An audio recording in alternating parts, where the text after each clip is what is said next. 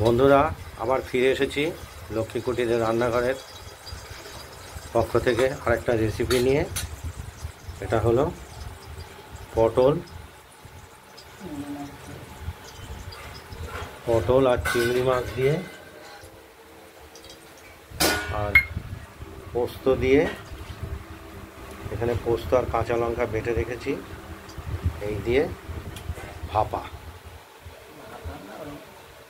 এই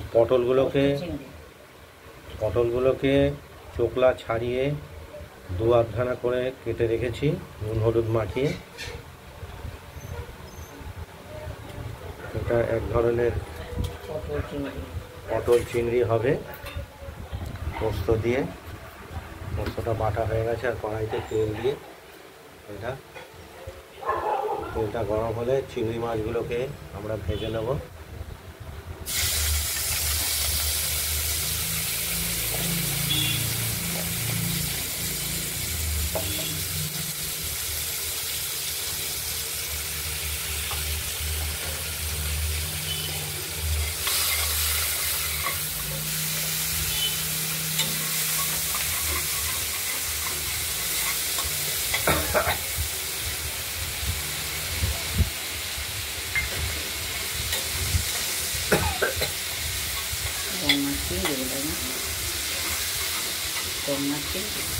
না না, এগুলো চাষের চিংড়ি মাছগুলো লাল হয় না।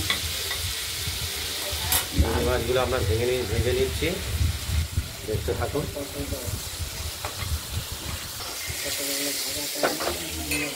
চিংড়ি মাছটা আমরা ভেজে তুলে রেখেছি আর এই পটলগুলোকে আমরা একটু হালকা ভেজে নেব। পটলগুলো একটু ভালো করেই ভেজে নেব।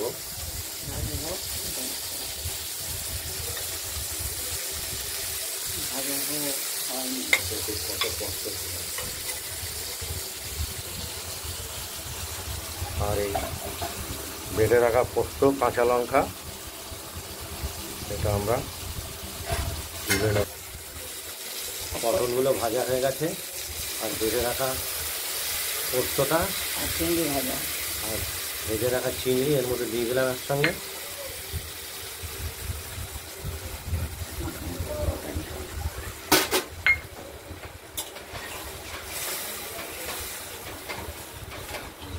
এটা চিংড়ি দিয়ে পটল দিয়ে চিংড়ি দিয়ে পোস্ত ভাপা টাইপেরই। এটা একটু আলাদা ধরনের স্বাদ হবে।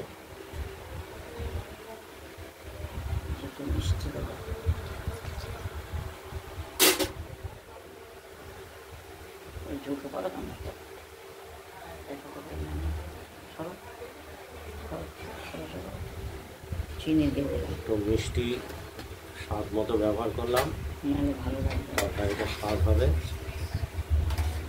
পটলগুলো এমনি নরম হয়ে গেছে।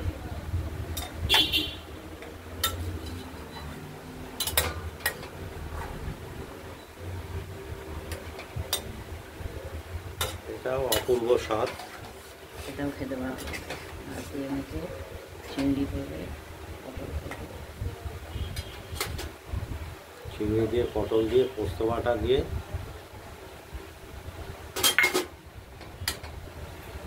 ভাপা বলা যেতে পারে। আজ এই পর্যন্তই। আপনার বাড়িতে ট্রাই করবেন, যে কমেন্টস করবেন আর আমাদের চ্যানেলটাকে লাইক আর শেয়ার করে দেবেন আর সাবস্ক্রাইব করে দেবেন। আজ এই পর্যন্তই, এখানেই শেষ করছি। সুস্থ থাকবেন, ভালো থাকবেন, টাটা।